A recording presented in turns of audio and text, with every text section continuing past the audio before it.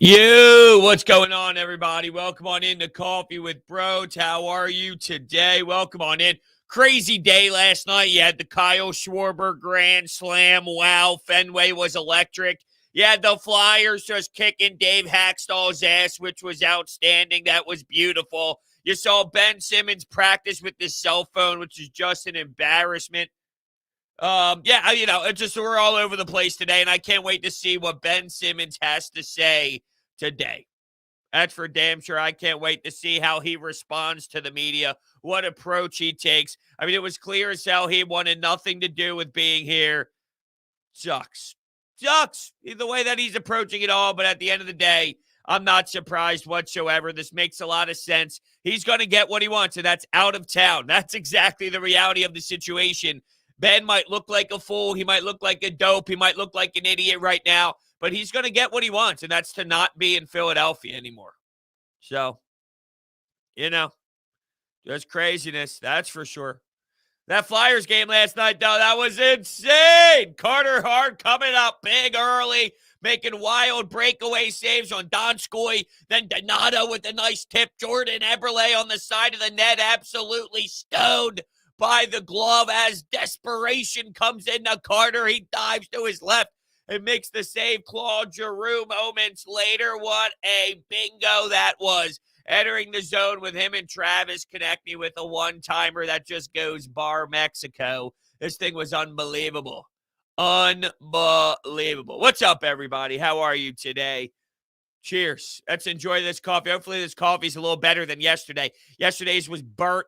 It didn't taste very good. I changed a couple settings on the Ninja machine. I know a lot of you were concerned. I know a lot of you really wanted to get down to the nitty-gritty of this bad boy and then fix it and help me fix it. I changed some settings. I went from classic to rich, and I changed a couple things, and it seems to be better. I didn't see the same burntness as I did yesterday.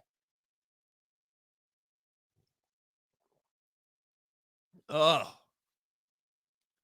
yeah, that's what we're talking about. All right, we got a lot of Flyers conversation. I love it. Brian says, I think the Flyers showed more heart and fight back in their last three games, last preseason game, both regular season games. I didn't really pay too much attention to the last preseason game to remember exactly what happened. Was that the Washington one? There was some fight in there if that was the Washington one. Then last season all come out. Oh, no doubt about it. They were really fighting for one another. And the fact that Claude Giroux gets cross-checked off the draw a couple times and Nate Thompson ends up finishing the job and stands up for everyone. There's a fight level in terms of like wanting to really stand up for one another, not actually dropping the mitts, but yes, dropping the mitts as well. And it comes to no surprise. How many times have we discussed this locker room? Cam Atkinson, Keith Yandel, right? These guys have played with Kevin Hayes. They all kind of knew each other. They've been around the block. And then they pick up Brown, who played at Boston College. Like, there's this unity inside the locker room where they got balls for one another. They got toughness. You will not get a quick one, get a fast one on us, because we'll bounce back and we'll have somebody else pick it up if we're not. Somebody will answer the bell is basically what I'm trying to say here. They got grit. And the Wells Fargo Center was absolutely electric last night. That place was insane. When Nick Seeler ended up staring everybody down and giving you a couple, let's go. That place, I mean, I'm not going to lie, there were goosebumps that ran down my spine. Amazing. Well, I mean, they're going to win hockey games. To say the Buffalo Sabres, you know what the Buffalo Sabres do? They win hockey games and then they fall apart completely. This is nothing new. First of all, it's 2 hockey games, right? Nobody can really tell a full judgment here on what a squad's going to be over 82 games just because of a 2-0 start. There's been plenty of times where it's like, wow, maybe the Buffalo Sabres have figured something out. Maybe they have an identity. No, they don't have one whatsoever. Christian, I couldn't agree with you more. This thing is insane. Farabee, Brassard, and Atkinson is one of my favorite lines. They play with so much energy. They enter the zone. They throw pucks on net. They work the puck down low. They win their battles. I remember one play. This is when Ryan Ellis scored. But Joel Farabee won his battle along the half wall. He pushes it towards the corner. Brassard pursues the puck. He finds Ryan Ellis on the backside, and it's just the fact that you win your battles. It's the little things. I mentioned this on the postgame pod as well. There was a shift in the defensive zone where Broussard's covering the slot. He picks off a pass. He chips it off into space in the neutral zone, and then they get a change. But last year, they were not structured in the D zone whatsoever. The fact that, and I know it sounds silly and goofy that you're stressing that, but last year they were a mess, and they were allowing wide open players in the middle of the ice nonstop. Carter Hart was left out to dry every single night. Well, just the fact that Broussard's in position, they're in the defensive zone structure that they need to be in. They're bought into the D zone. It's really helping them, too, in transition. Their transition game was magnificent last night. I thought Travis Konechny had some nice shots as well. He was getting chippy. He was getting yappy. He was getting physical. There's a lot to be said about the swagger of this team right now. Very, very early. You play Boston tomorrow. And even if they end up losing, it doesn't mean they're no longer a good team, but it's a nice early test to see who they are.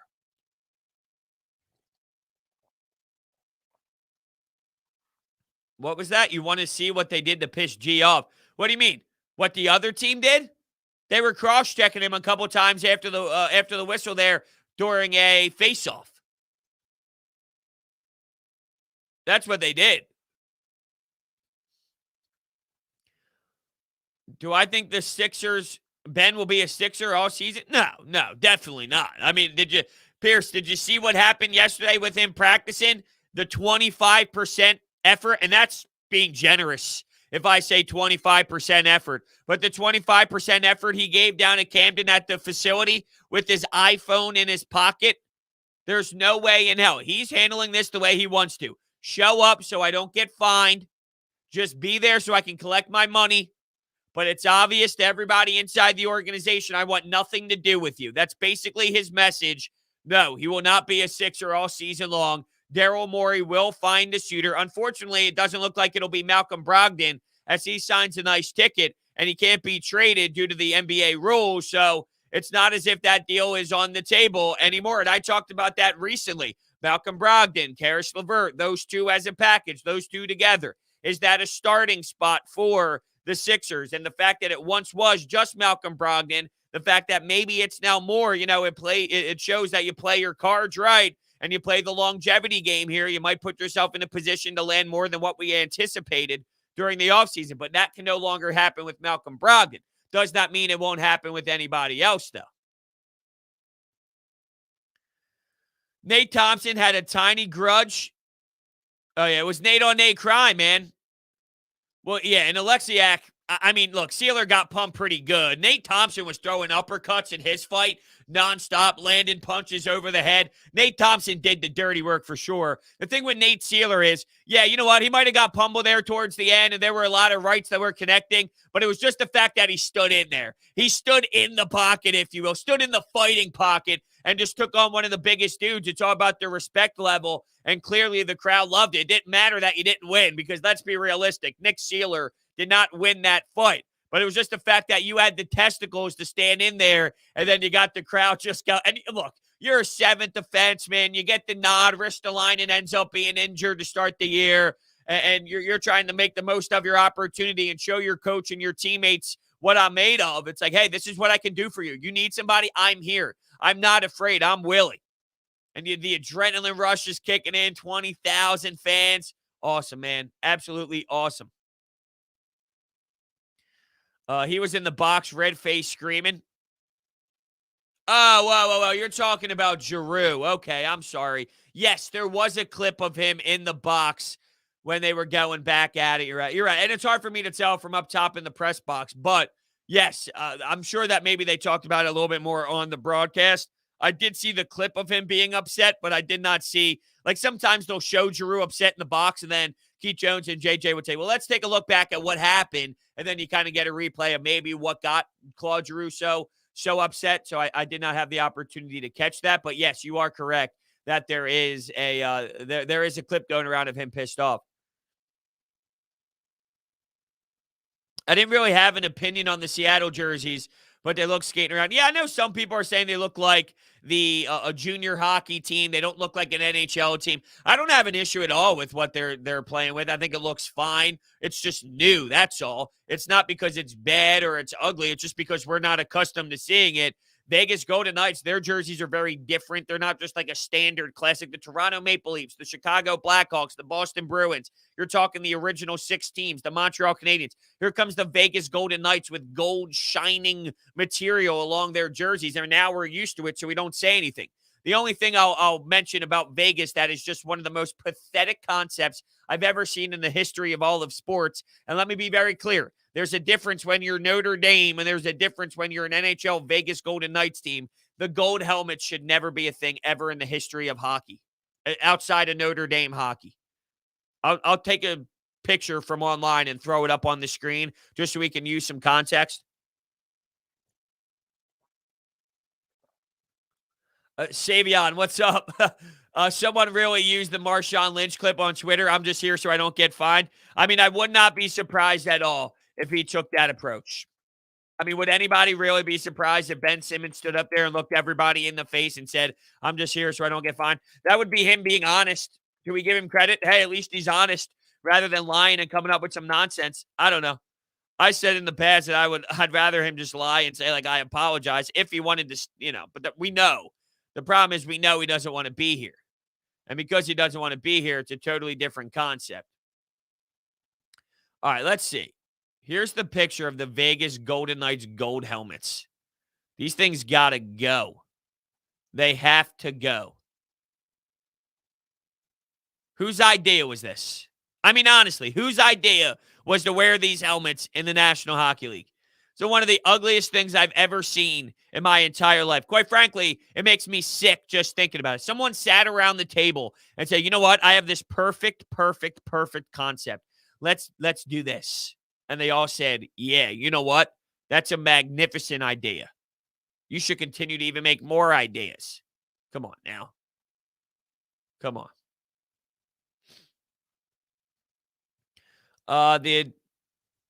The DeAndre Ayton stuff. Yeah, you're right. I was a little surprised when I saw the DeAndre Ayton stuff play out the way that it did. Please talk about this Brogdon situation. What about it? We kind of touched on it. He's signing with the Pacers, right? He signed a deal. Therefore, due to the NBA rules, he's not going to be able to be traded. That's really all there is on that front. All that means is for this Ben Simmons sweepstakes, if you're a team looking to trade for Ben Simmons, the Indiana Pacers now has a significantly less package that they're willing to throw in the fire. So that doesn't mean Cleveland's not still available. That doesn't mean Minnesota's still not calling. That doesn't mean the San Antonio Spurs, the Toronto Raptors. I saw a couple of the other teams on the list as well. There's still plenty of teams that are active, but it seems Malcolm Brogdon doesn't mean the Indiana Pacers are out. It just means that it has to be built around Karis LeVert and other pieces more than it is Malcolm Brogdon and all. So that's really there all is, too.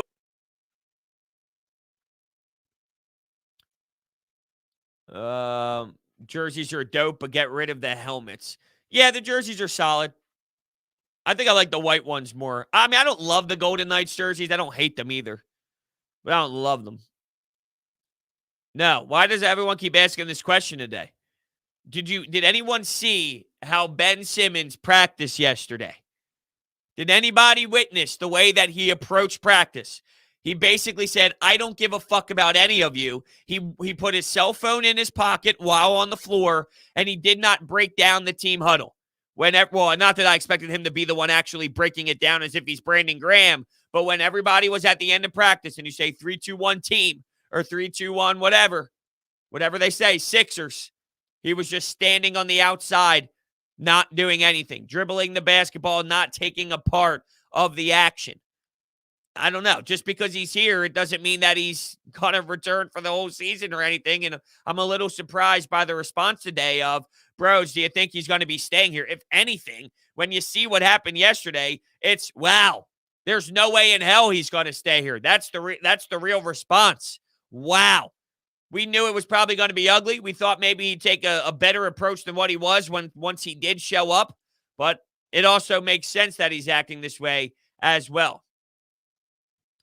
Dean says that he was ready for Ben to come back, even cheering for him, because I don't want the national media to keep pointing fingers at us fans in a bad light. Well, you're not going to change that, Dean. If you approach this situation differently, just you specifically, and we all approach it the same way, you know why the national media does this? Because they're on the side of Rich Paul. So when you're on the side of Rich Paul, you leak Rich Paul and Ben Simmons information. And then when you're Daryl Morey's sources, you put out all the Ben Simmons and the 76ers viewpoint of it, or the 76ers viewpoint on Ben Simmons, I should say. So the reason why the national media has this idea and this concept and this belief about the Sixers fans is because they're all pro Ben Simmons, because their information is coming from Rich Paul. So they have to say that. They have to target the fans, with or without you specifically rooting for Ben. And see, I think that's a little bit flawed in my opinion.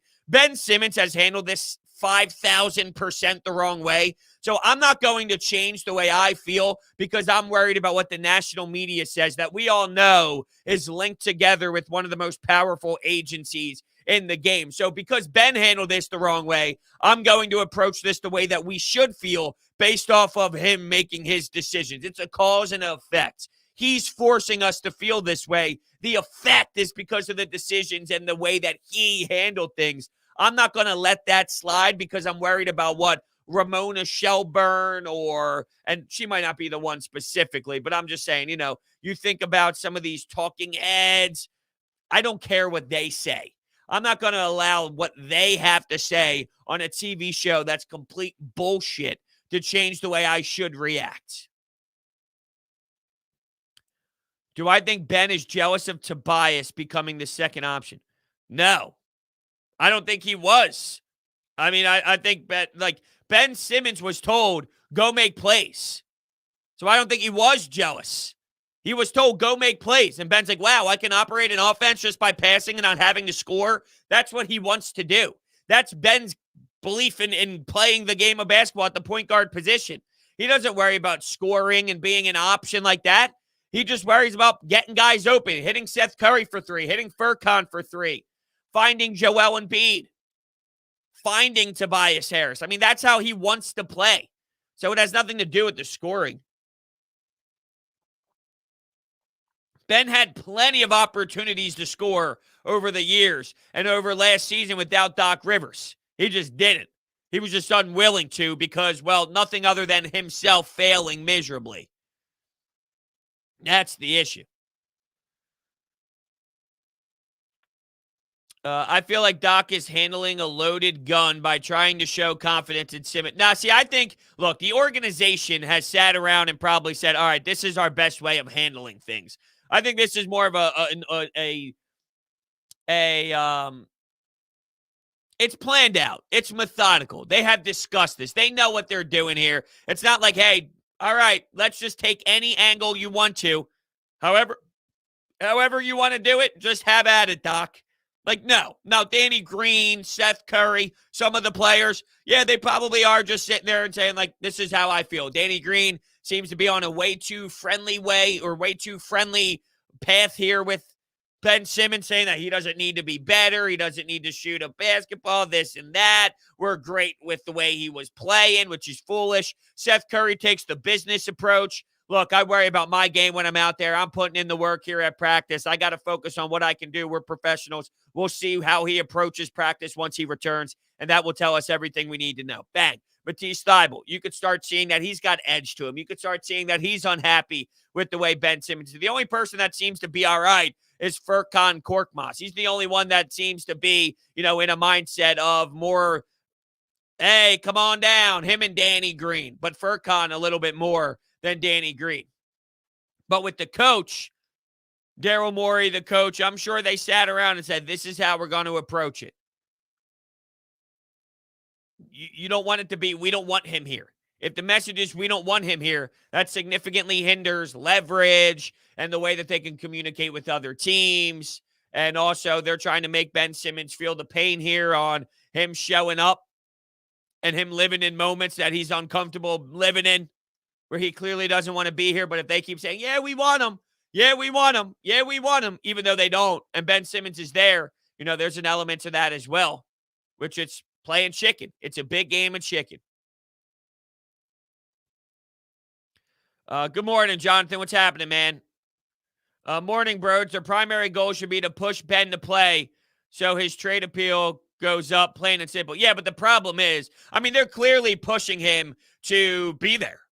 That's inevitable. That's why we're talking about it the way that we are today. They're pushing him to show up. If he's going to play 20%, if he gives you the effort that you witnessed in practice on the game on the floor, that's not going to have anybody's trade appeal up. So there needs to be a way to kind of handle this. And I don't know what that is. I mean, I'll have to see as it plays out, as we see more, as we witness more. They'll probably hold on to this concept of he's not ready because of conditioning purposes. He's not physically ready to compete at the NBA level right now because of the time he took off, because he missed training camp, even though it's plain and simple that he's better than any of these other options. You know, with Shake Milton out and outside of Tyrese Maxey, you're talking Furkan Korkmaz or Seth Curry being the one to operate your offense, and it seems they're willing to go down that road compared to something else.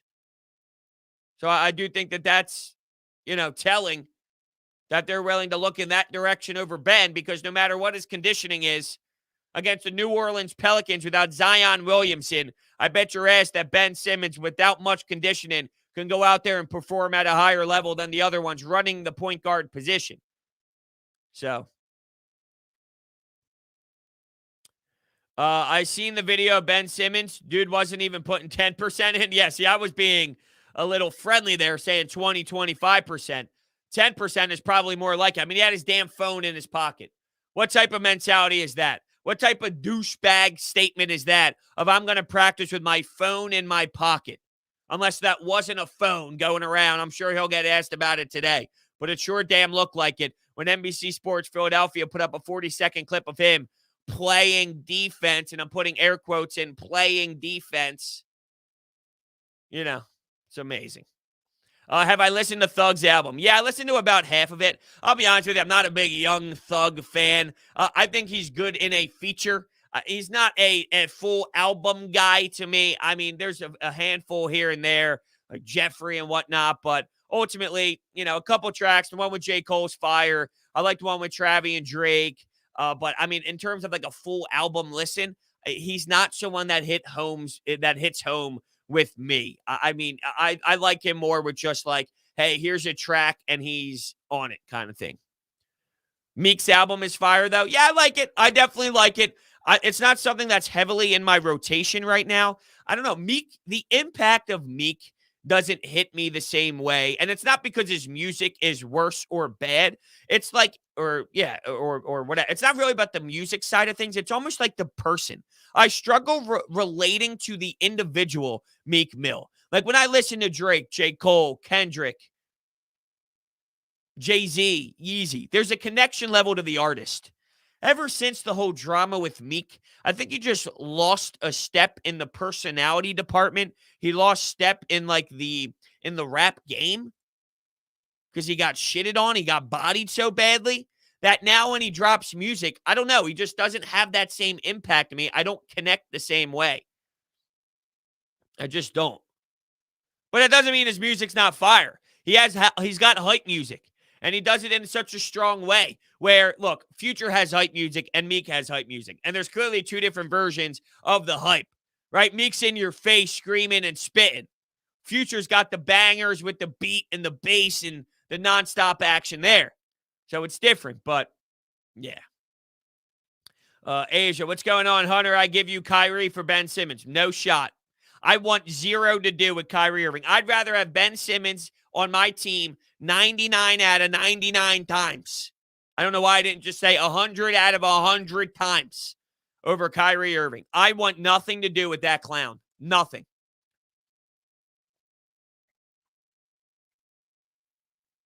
Absolutely nothing. APAC says, prepared for Ben to not talk to the media today. No, he will. I don't. The Sixers do not make this type of statement and release the information that he will be speaking tomorrow if he's not speaking tomorrow. There's probably people flying all around, national basketball writers flying all in to Philadelphia at Camden to watch him speak tomorrow. They don't just say that and then it doesn't happen. What's up, Jonathan? How are you? $5 donation from Jonathan Himes. Philly, Tobias has the worst contract ever. Ben, hold my beer. This situation is the craziest thing I've ever seen. I'm so ready to not talk about Ben. I'm a little lost. First off, Tobias does not have the worst contract ever. it's a bad contract. It falls on it's not a great contract side. Is it the worst contract ever? No, I think that's a little strong. And with Ben saying, hold my bear, I don't know, I guess I'm just a little confused on the top part of it all. But look, here's the reality of the situation, Jonathan. We're not going to stop talking about Ben, nor should we. We're not done talking about Ben Simmons. He's still here. He's speaking. This is why we talked about all offseason long that it will be a distraction. This is it. Everyone's going to be asked about it, as they should be talked or questioned about it every day. So, it's like, I get that it's tiring. I get that it's awful and it's brutal and it's disturbing, and nobody truly wants to sit there and really analyze all these statements from him and ask Doc Rivers about it every day, ask Tobias about it every day. I get it's not a pleasurable thing to witness and to hear, but it's the right thing that you have to witness and you have to hear when this type of scenario happens. This is the reality of sports when a situation like this occurs. And while basketball might take us away from it a little bit, because we'll break down some X's and O's, we'll break down some strategy, we'll see how Tyrese Maxey adds to his game. We'll watch maybe some step-back threes like we saw in preseason. The floater game has always been electric. The way that he flies towards the basket and soars as he attacks the rim for layups, the dribble penetration from this team, the pick and roll play, not able to run pick and rolls over the last handful of years. The pick and roll play. We'll have all that to dissect. But at the end of the day, when Ben Simmons is still here making $30 million to kick back and hang out and give us half-ass type of effort, then yeah, I mean, it's going to constantly be a hot item. Why are you surprised that I feel that strongly about Kyrie? He's unwilling to be there for his team. I mean, it's not anything different than where Ben Simmons is. So why would I flip-flop that? He's unwilling to play with his teammates. He won't get vaccinated. He'll only play about whatever game he can because of the protocols in each city. I mean, he's just not bought in. It's the same thing. So I'm going to trade for a guy who's unreliable, just like Ben Simmons is unreliable. I'd rather take someone lesser that's committed to playing the game. I'd rather take a Karis LeVert. I'd rather take a Colin Sexton, a 20-point-per-game scorer, if not more. He's like 25, 23 in that range, which is a significant difference than 20.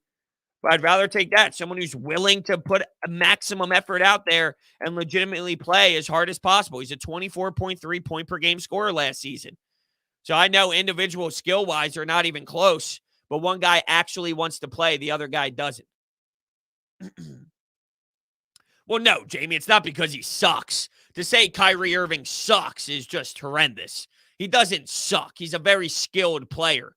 And the fact that you could team him up with a Joel Embiid, a two-man game between Kyrie Irving and Joel Embiid, that's ridiculous. That's outstanding. He doesn't stink.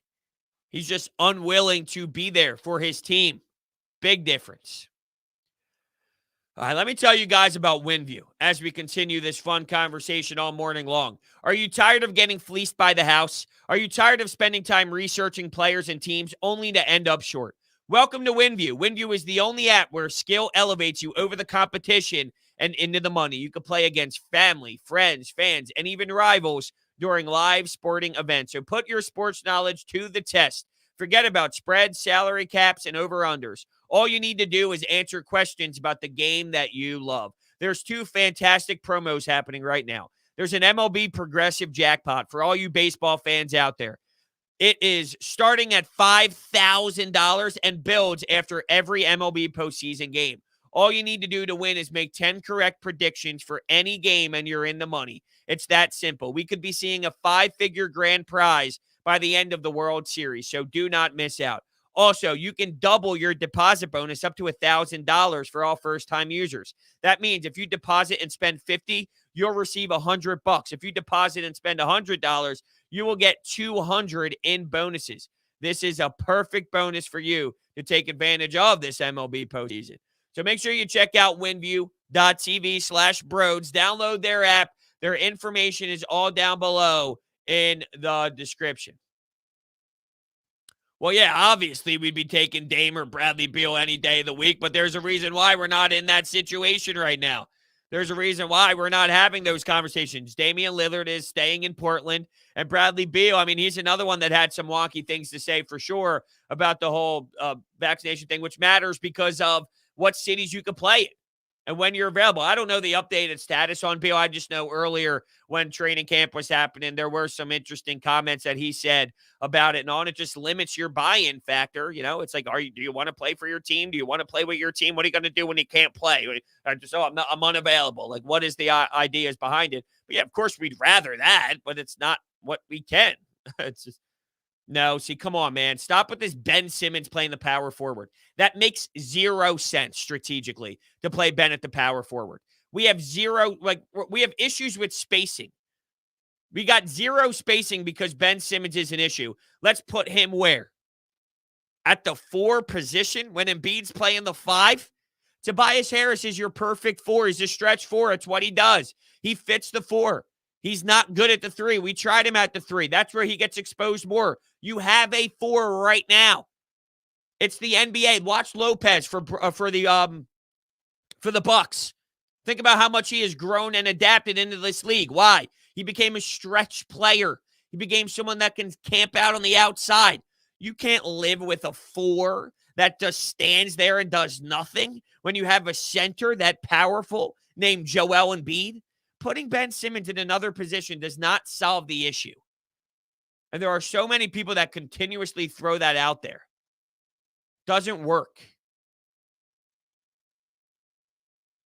Yeah, the Red Sox, they have a winning culture. It goes back to they might have not had a great regular season at times, and it's not as if they had a horrendous regular season, but there's been times where they struggled. They started out hot. They fell apart a little bit. They have winning culture. The Atlanta Braves have winning culture. So I'm sick of hearing, hey, the Phillies aren't as far away as you think because once you get in, they have a fine opportunity. Nah, there's a big difference, though, when you're the Boston Red Sox, you're the Braves, you're organizations that know what success looks like, that have the right staff, that have the players with the right mentality. That's not what the Phillies had. So it's just not even close to the same. Yo, what's up, Sixers 205? What's going on, man? $20 donation. Thank you so much for the donation, man. I really appreciate it. Broads, let's do this. Ready to kick it with another season with the podcast. Thank you so much.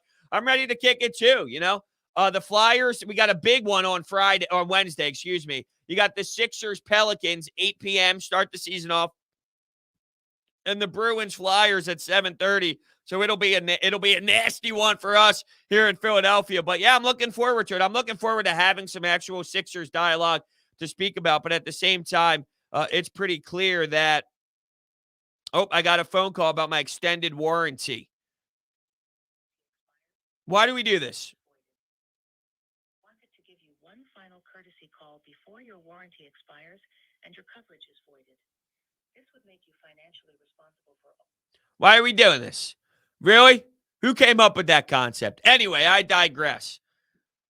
I'm ready for it too, man. I'm ready because I know it'll still be drama-filled. I know it'll still be the hottest conversation in town, which it deserves to be, but there will be a secondary layer. There still will be some fun conversation to have about this team as well as games happen. So, it's that good balance of it's not going anywhere with Ben, and that's okay. It shouldn't. At the same time, hey, let's talk Shake Milton, even though he's injured. I'm just saying, once he returns, let's talk Tyrese Maxey. Let's talk about that point guard position. Let's talk about Joel Embiid. So you'll get a little bit of both. No, I'm not going to the Sixers game on Friday, Connor. I am not. Unfortunately, I am not. D'Lo is who I want for Ben. That comes from 3. Ronan. D'Lo is not number 1 on my list. I'll say that for sure. He's not number 1 on my list. If you end up getting him by the end of it, it's one of those where it's like, okay, we had to get rid of Ben. I'm not jumping up for joy. I'm not insanely thrilled, but we understood you'd have to trade him at some point, and this was our best offer kind of thing. All right, I think maybe I'm a little bit – there are some that just despise D'Lo in general and say that he stinks and he's the worst ever. I mean, I'm not going to go to that level of it, but I also don't sit here and say I want him. If I can choose, D'Lo is who I want for him first. So that's where I'm kind of in the difference where, I mean, at the end of the day, if it's like, all right, I mean, this is what it is. I saw, but would I'd rather get Colin Sexton? Maybe. There's probably other offers out there already that you can accept and that will be on the table over D'Lo. That would make me probably feel a little bit better about it, but we'll see. I expect Daryl Morey to get more than D'Lo. I'll just put it to you that way. What's up, Andrew Bell? How are you? $5 coming in from Andrew. I can deal with anything in the sports world except for a Cowboys Super Bowl.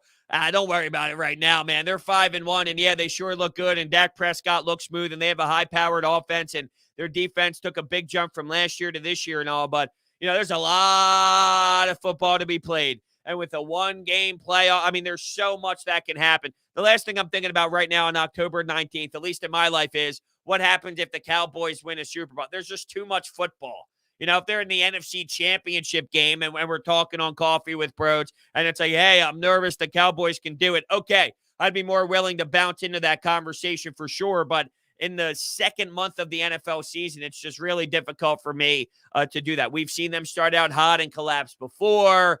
Not that I want this to happen whatsoever, because I would never root for anybody to go down in this league, but injuries do happen in this league that can end up really hurting. Or, if it doesn't hurt their team, maybe it's like an Eagles Super Bowl thing where who knows? Your left tackle goes down, your linebacker goes down, a corner goes down, and the next man up ends up stepping up. That's very possible. We witnessed that as well. And how ironic would that be if our biggest rivals that we couldn't stand goes through the similar way of doing things or whatever. But yeah, I guess I'm just not in that position right now to think about it, because there's so much that can happen from now until the middle of the winter that I'm not going to allow that to impact my life. I got Ben Simmons to worry about. I got the Flyers to scream about, Nate Sealer and Nate Thompson and Claude Giroux and TK. I'll let that sit for a little bit. But thank you, Andrew, for the $5. I understand your mindset. It's just I'm not willing to go there yet. Simmons has the skill set of Shaq. Dude, what? I mean, I couldn't disagree more with that. Simmons has the skill set of Shaq? I mean, he's 6'10" with handles and can facilitate like no other. I mean, they're not even close. I mean, if you're saying what? They have, from a scoring standpoint on down low, I mean, one guy's 6'10" and can dribble the basketball like no other and pass the ball and facilitate and find a lot of wide open guys. But look, as much as I'm going to criticize Ben Simmons for the rest of my life, he's a very good defender. The problem is what he provides. It's not enough without the offensive ability, but he is a magnificent point guard at finding his teammates. He's a great passer. He is phenomenal in the open floor, excellent in the open floor. He's a fantastic defender. He has amazing attributes. I don't see how, in any way, shape, or form, this relates to Shaquille O'Neal. Or maybe I'm reading this the wrong way.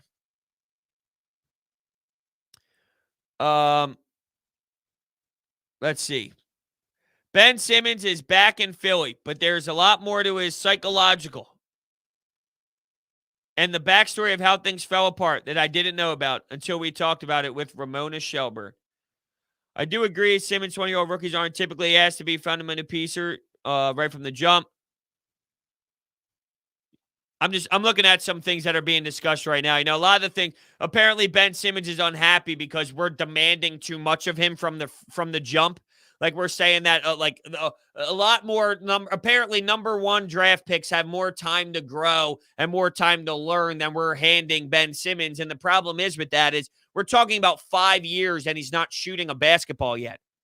Right? I mean, what are we talking about here? Ben, we're not putting you on some outrageous timetable. If you shot the ball by year 2, we're okay. If you shot the ball by year 3, we were saying, hell, in year 4, we were saying you don't even have to make it as long as you take it.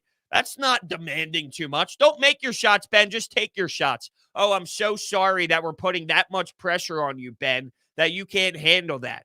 Isn't that embarrassing? Shouldn't you feel embarrassed that we're now holding you to the level of you don't even have to make them? Just attempt them. But yet somehow, some way, that's putting way too much pressure on him. That's way too much. I mean, it's crazy. It really is. Let's see here. I'm trying to see exactly when Ben Simmons is going to start speaking. I know when I got there, I got an email from the PR team about like media members should show up around 11:45 a.m. So because of that, I wonder if it's around that noon area.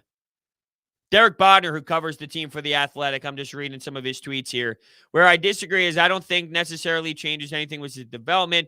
He reportedly said that he wants to go somewhere that he can make mistakes, but I've never seen evidence that he's willing to live with the scrutiny that comes from making mistakes. Absolutely, 1,000%. I couldn't agree more with what Derek Bodner is saying here. Is like Ben Simmons once stated, or at least it was reported, that he wants to go in a spot where he can feel comfortable making those errors. He doesn't feel comfortable at all making mistakes because he's not willing to admit that there are mistakes. Like what? When he makes a mistake, he doesn't even say he makes it. He goes, well, I don't know. Did you see my defense? Did you see Trae Young? Did you see this? Did you see that? Instead of saying, yeah, I made a mistake.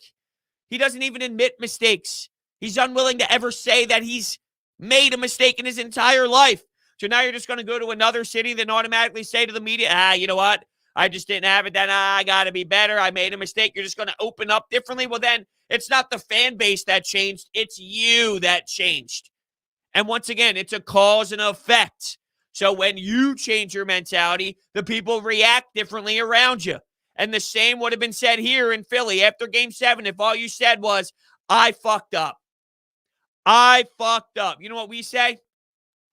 All right, we can accept that, Ben. Now, how do you make sure you don't fuck up again?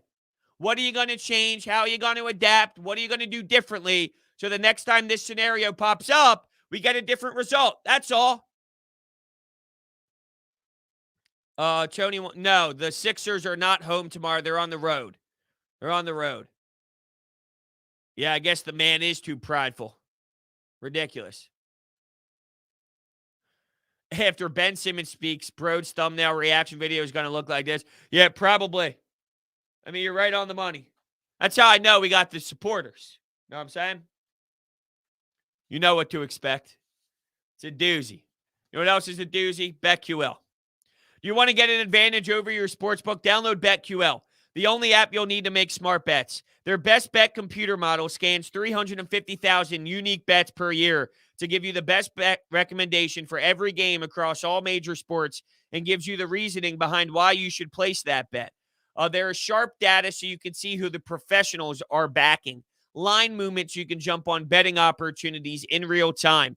Team lineup, breaking news, and injury status updates. Plus, you can save all your picks in one place to track your success and winning streaks, as well as view your rank on their leaderboards. Head to the App Store or Google Play Store right now to download BetQL. Enter the discount code BROADS at payment checkout for 25% off any of their subscription offerings. You can find this information down below in the description. Yeah, you're right. They did do the Philly last night, but it was on a 2-point conversion. I went back and watched the extended highlights of the game because I missed it being at the Flyers game, and it seemed like one of those wild ones for sure. I had no problem with the Bills going for it on fourth down there. You want to go for that victory. You got Josh Allen. You need 1 yard. You trust your offense. You go out saying, hey, let's go out swinging. I trust my guys offensively instead of playing for a tie or anything like that. So I had no issue with their mindset there. It just came down to execution. You need 1 yard. How many times is Josh Allen out of 10 going to find you that 1 yard on 4th and 1? I'd say probably 8 or 9 times, maybe 80% of the time, let's say, even if it's 70, right? Let's just say it's 70% of the time. That's still enough of a chance of me to win. Even if it's 60, I'm taking that chance. Hell, if it's 50, I'm still taking that chance. So anything less than that, maybe we're having that conversation, but it just ended up where they couldn't get it.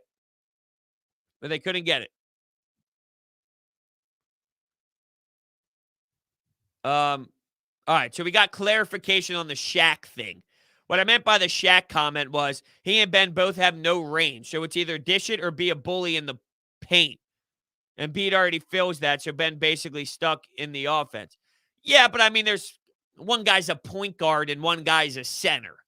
So, I mean, there's a whole different angle here of, I mean, if your point is Ben Simmons has no range, well, then yes, you are correct by that. But that doesn't necessarily say anyone who has no range automatically can be in the same category as Shaq skill set wise at the same time. Let's see here. Where are we at? Sorry, I'm losing a little bit of the chat here.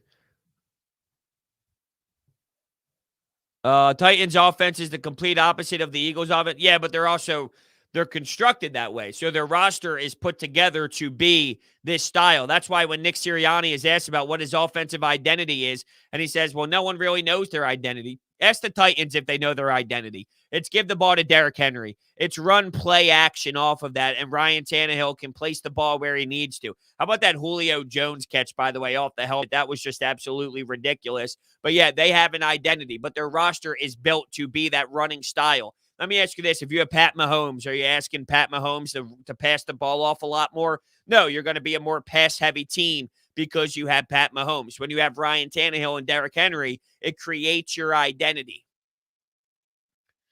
I mean, you're probably right. He's not a point guard. He's nothing, though. That's the issue. He doesn't have, I mean, if you put him at center, it might be what? A position where he's a center and he can't score and he just facilitate. What he does best is point guard attributes, or it's a point guard skill set. You're right. He's not a point guard, but he's not a shooting guard, and he's not a small forward, and he's not a power forward, and he's not a center. I've been through this. Maybe he does fit best as a point center who runs the offense through the five, but there's no positions anymore. So it really doesn't matter what you label these people. It's throwing five guys out there. He doesn't have a position. That's the issue with him. He does not have a position, but you say a point guard because he facilitates the best, and he clearly is good in that area. So that's why I say point guard, but you're probably right. But he has no position. Does that make sense in a positionless game? Yes and no. Just crazy. Just crazy. Other than the Nets and Warriors, what other teams have enough spacing for Simmons? I mean, not many teams can have a point guard that doesn't shoot. So there's not many teams that can do that. You know what's going to be very disappointing if Ben Simmons just gives us no comment, no comment, no comment, no comment, and just absolutely nonstop goes over and over again of literally nothing. See, there's a difference between speaking to the media and talking in circles and not giving you any answers. You know what I mean? Like, they're talking and they're actually communicating and they're answering the question without not actually answering the question whatsoever and giving you a bunch of nonsense. I'll take that approach over a Marshawn Lynch, I'm just here so I don't get fined, or no comment. But based off of what we've seen to this point, based off of the drama that we're witnessing, to expect anything other than that, I guess, is, would be a little bit naive of me to think we're going in another direction here. Loving the Pro V Ellis pairing, of course. I mean, that's exactly what we anticipated, right? Some structure involved. They just seem like they know what they're doing. Very calm, cool, and collected. Yeah, no doubt. Especially, I know this is a little different, but on the power play, you could see the difference on what Keith Yandle provides up top and what Ryan Ellis provides up top compared to what we've seen in years past with Shane Gostisbehere or anybody else, Ivan Provorov. There's a big difference in the veteran presence, and I saw some great set plays. There was one where the Flyers won an offensive zone draw. They got it back to Keith Yandle at the top of the point, and Sean Couturier from the offensive zone dot, he ends up sneaking behind the net, goes backdoor to the far side post, and they really tried to execute a set play off of the faceoff. It didn't work, but it was a really good look. It was a good angle. It was a good idea, a good concept. And that's the type of stuff that you can run when you have trustworthy individuals up top quarterbacking the play. And, it just puts you in a whole different mindset when you have that, for sure, 1,000%. Isaiah Wilson, $5 donation. What's up, Isaiah? How are you today? Bro, it's good to be sipping some beans with you this morning. That's a funny way to put it, but I love it. What do you think you're going? Mostly defense in the first round if we get all three picks. Yeah, I'm okay with that. I'm absolutely okay with that. find a playmaking safety. I mean, of course, you don't just want to reach, right? I mean, if the best safety isn't worthy of a top 10 pick, I'm not just taking it because, you have to be strategic about this. But yeah, like in general, in a broad sense here, you need to find your next Malcolm Jenkins, a hybrid safety linebacker type role that could be a Parsons style of player that could have so much versatility. Linebacker on the edge, like whatever, just play a hybrid style that is now very active in today's NFL. So get that in the mix. And on top of that, I wouldn't mind finding your next Fletcher Cox, where Fletcher Cox is getting older. Who's your next defensive lineman, your next Brandon Graham, whether it's an edge rusher, whether it's a tackle that you're going to be building off of for the next 10 years, like you saw with Fletcher Cox, linebacker, right? I mean, yeah, I would not be opposed to doing that if that is available for you. Land 3 defensive playmakers and move. The thing is, at that point, you're probably having another season with Jalen Hurts. But, I'll know more about how I feel about Jalen Hurts after the 17-game sample size, not so much just the 6 that we have witnessed so far to this point. But I would agree with you, Isaiah. As long as Jalen Hurts, if Jalen Hurts crumbles completely, you have to at least look at the quarterback, even though we're in this spot. And even if Jalen Hurts doesn't crumble and he's just kind of there and he's just okay, you still have to at least do your due diligence on the quarterback position, because with all the firepower that you have with assets, you might have to take advantage of this opportunity of all the first-round draft picks. You might have to. You want a linebacker? I know a lot of people do. A lot of people do. They don't value it as much, but maybe that changes with the way the game has changed and with the scheme and the way that Jonathan Gannon wants to run his defense with the safeties up high, which means you're exposing the box. And if you're going to expose the box, you need to have some playmakers there that can run sideline to sideline a lot faster than Alex Singleton, who can react a little bit better than Alex Singleton and Eric Wilson. How do I feel about Yandel? I mean, he's a veteran player on your bottom pairing of Justin Braun and Keith Yandel. Like, I mean, I don't know. My thing is, when you're looking at your 5th and 6th defensemen, you're going to have players that make mistakes. You're going to have players that make issues. I'll take a journeyman that's played 900-plus games and has an incredible Iron Man streak going compared to the alternative. So, yeah, you'll have mistakes, but what type of 5th and 6th defenseman is not going to provide that? That's not that you're providing it is like something in a good way, but what type of defenseman in that role is not going to make a mistake? There's a reason why you're not a top 4 defenseman. Yeah, Keith Yandel's on the back 9, obviously. That's why he's available at this time in his career. But, hey, look, I mean, he makes some really good plays. You talk about hitting Travis Konechny in the neutral zone for a very quick transition play. Travis Konechny, where there's no gap on him, the defenseman was way too far off of him, throws a puck on net, goes hard to the blue paint, gets his own rebound, and scores. So I think you're being a little too critical on Keith Yandel right now to this point, Kevin. Yes, there will be some hiccups along the way, but ultimately they'll be more positive than there are negatives for sure. I'd imagine so. How about Joel Farabee? This kid's a stud. Stud. It's just that simple. Stud. It's amazing. It really is. And that's kind of where we will end things today on Joel Farabee being a stud. I love that line. I'm obsessed with it. Cam Atkinson, Derek Brassard, Joel Farabee, they buzz all throughout the night. And with that being said, I want to thank everybody so much for hanging out with me today on Coffee with Broads. We have a big day, obviously, waiting for Ben Simmons to make his comments, to make his statement. We will react to that all. We'll have a podcast. You can call the Anytime Hotline and leave your reaction to that as well. I will put the phone number in the chat right now. So if you do want to call after the drama happens, you can. I would love to hear from you. And yeah, that's kind of where we're at today. So thank you all so much for hanging out, and I will catch you guys tomorrow on Coffee with Broads.